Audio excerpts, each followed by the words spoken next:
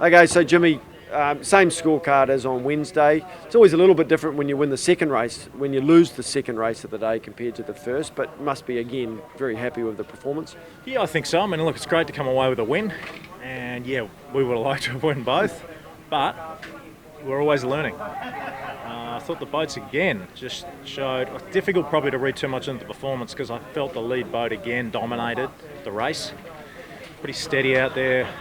The second race I felt was pretty one-sided in terms of the pressure, so we didn't really get away around. But yeah, look, all square, and let's see what tomorrow brings in terms of potentially a change of course or conditions.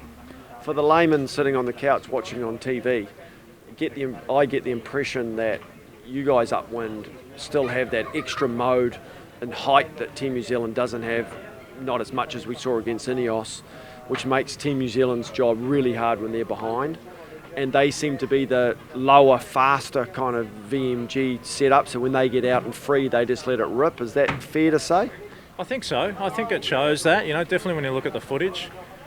And I would have said they might have an edge downwind too, but that sort of goes off what you were saying, that when they can sort of let the boat speed numbers get up a bit and get free, they seem like they've got a pretty good mode. But still, it seems to show that if you can get the first cross, you can win the race.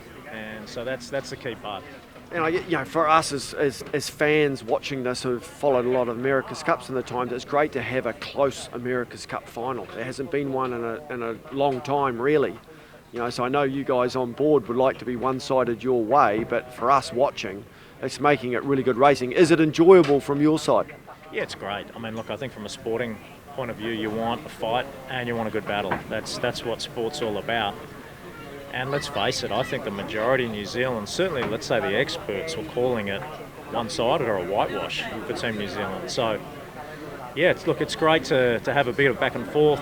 I think what's really going to be fascinating is if we start to change courses and conditions a little bit, because, we've seen the same with this course, pretty steady winds, a little bit more wind obviously the other day.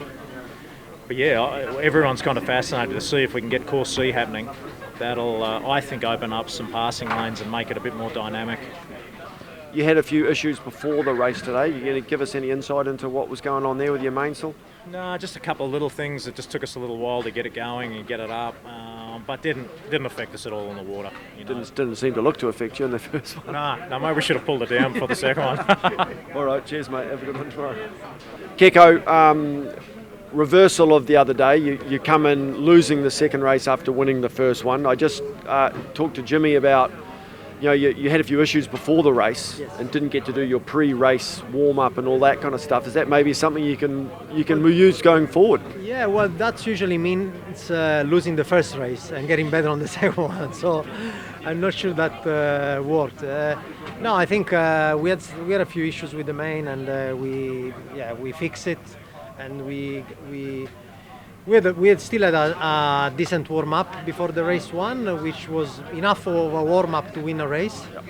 You got half a pre-start in as well. Yes, exactly. So I think, exactly, half of the pre-start, exactly. But I think we just did a few mistakes on the second race.